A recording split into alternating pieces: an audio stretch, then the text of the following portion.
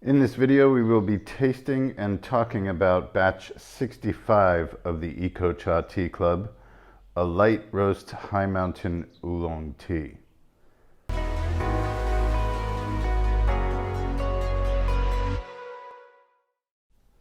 Batch 65 of the Eco Cha Tea Club is a light roast high mountain oolong tea. And we first tasted this batch of tea visiting our source of a few of the teas that we carry in our store, namely Jin Xuan Oolong, Cui Yu Oolong, Roasted Cui Yu Oolong, and then many other delightful batches that we have shared with the Eco Cha Tea Club have come from this source. He's a friend of ours who is a serious competition player here in the tea industry, has won the highest awards consistently, and basically knows how to find and roast tea better than most people on the island and perhaps in the world. So he bought 7 bulk bags of this particular day's harvest of tea that's from winter 2020. It's from a farm in the area, the micro area is called Fanzaitian. It's considered part of the Shanlinxi High Mountain Oolong tea growing region here in Jushan Township. And he just happened to, as often happens, take it out and say, here, have a taste of this. And so he bought a lot of it to enter into competition, and he did enter it into competition. He won second place category award, and he was confident in saying that the reason was that the reason he didn't get a higher award was that he didn't roast it enough to meet the standard. And that's the trick of entering batches of tea into any competition, particularly ones with a significant level of roast like the Lugu Farmers Association Dongding Oolong tea competition. It's a medium roast, or medium and maybe even a little bit above medium level roast relative to the overall spectrum. And what often happens is when it's first roasted, it feels perfectly, I hit the mark, I got what they're looking for. But within days, that roast factor can mellow out a little bit. And if it's over a week or 2 weeks before, maybe even several weeks before the actual tasting of the competition, he or anyone else never really knows what the judges are going to experience. So that's what happened with this batch of tea. And he had a few bags left over that he just didn't get to roast to enter into various competitions. And luckily enough, we got to taste it and we're like, wow, this is really nice. We tasted this batch, which was first what I call personally dry roasted, meaning that it was put in an oven and set at low temperature in the 70 to 80 degree range Celsius. And he said to me, I just roasted it and I tasted it every half hour until I got what I liked. And then he removed it from the oven, kept it for several days, and put it in his infrared tea roasting oven, which he is pretty proud of and likes to talk about in recent years. He just got it 2 or 3 years ago, and he finds that the results he can get with the infrared feature of this oven allows the heat to penetrate the leaves and get a more even roast, a more uniform roasting effect. And he also just put it in the infrared oven and did the same thing. Very low temperature, relatively low. Often people bring it up to 120 degrees. He kept it below 80 degrees and roasted it for less than 4 hours, I think. Again, he said he just roasted it until he felt like he liked where it was at. And it's not an obvious roast factor, but we decided to call this tea a light roast high mountain oolong tea because it indeed has been roasted twice, but very delicately. And that's the key, one key factor in why we chose to share it with the tea club is that it's a representative of how delicate the roast can be and yet be significant in the effect on the mao cha, I'm still looking for the right English translation. Malcha means tea straight out of the factory. No post-production processing, basically. So this batch, what we are sharing now, is different from what he bought when he sourced it, and then did what he thought was appropriate after the competitions of last. This is a winter 2020 batch, and he said, "Okay, I'm just going to bring this up a little bit. I'm going to give this a little more body and mellow it out, give it a more balanced kind of character." So that's what impressed us. He describes it as having a hua guo shang, which is basically floral, fruity fragrance.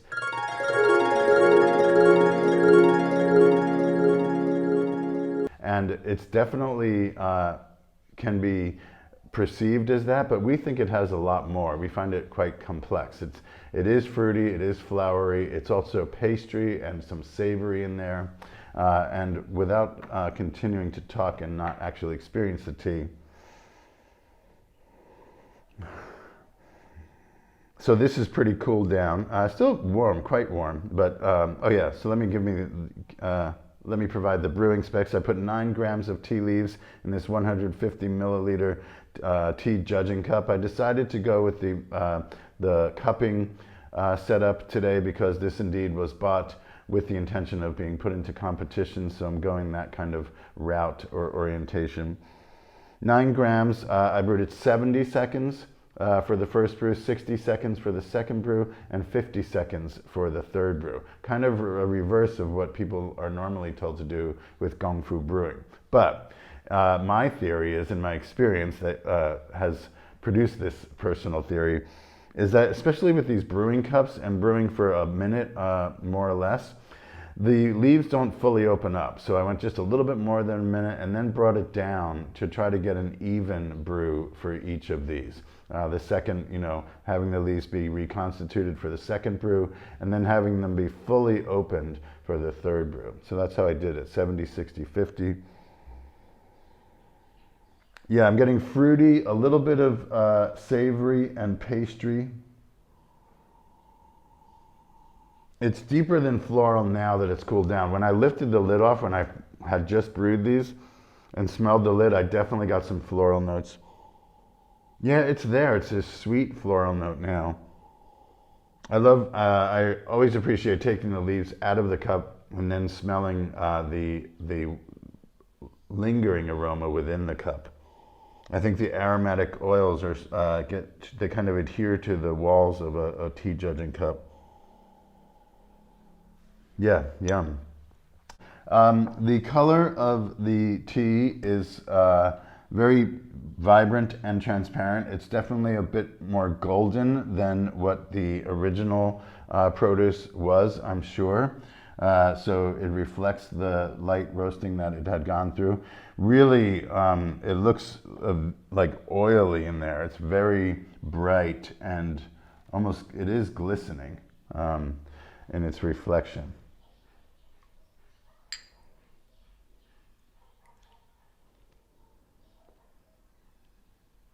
A little more, I'm getting a little more of a vegetal kind of aromatic note. Okay, I smelled it enough, let's taste it.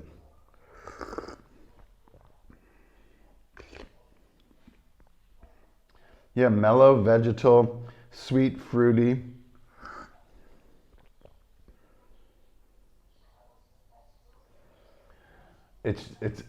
I love when a tea is very integrated in its composition. There's no real singular notes. You really got to work hard and concentrate on what you're tasting to pull out one word of a note of flavor or aromatic profile. It's a very soft and smooth mouthfeel.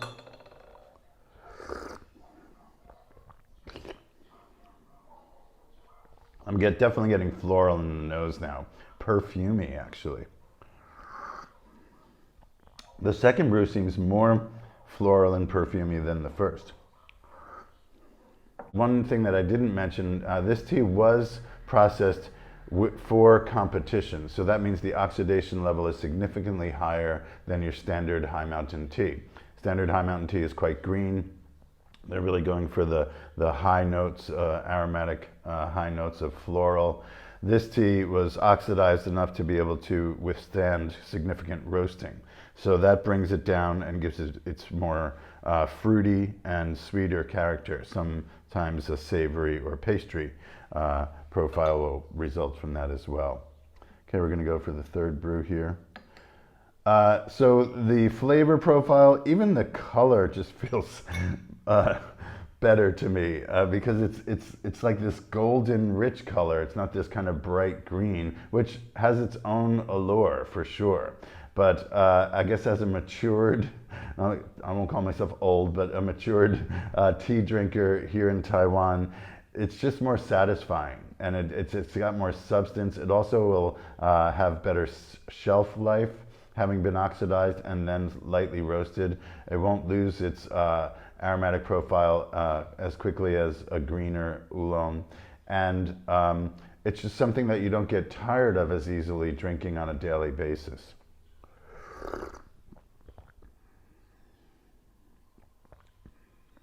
Very consistent. I only noticed between the first and the second, that might have just been the second sip of tea I had. My mouth was kind of more ready for it. I'm going to go for a quick sweep, see if I can notice anything else.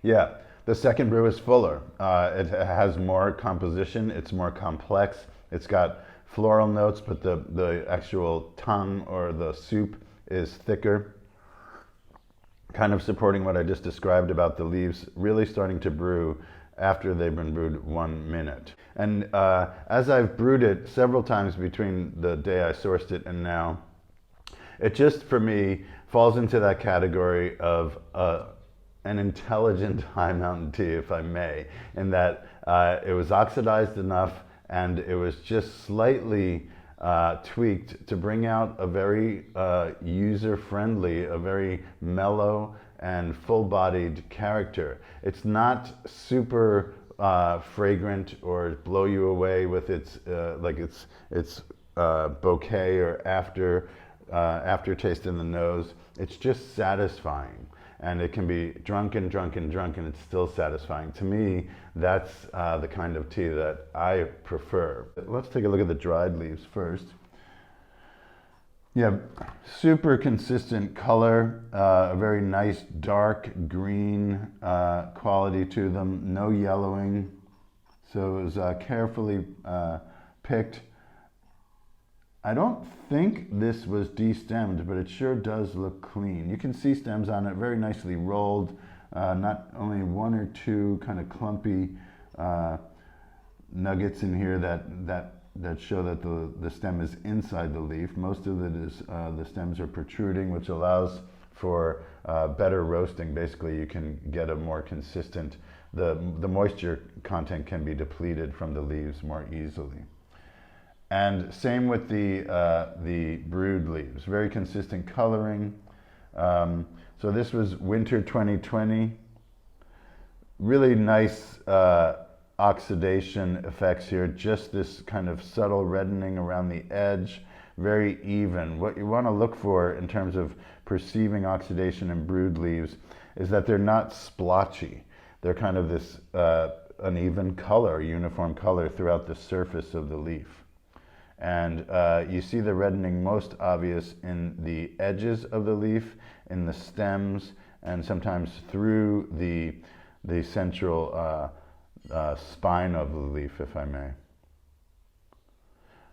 Fairly young looking. I don't see any overly mature leaves in here at all, which helps in terms of the ease of processing the leaves and also post-production roasting.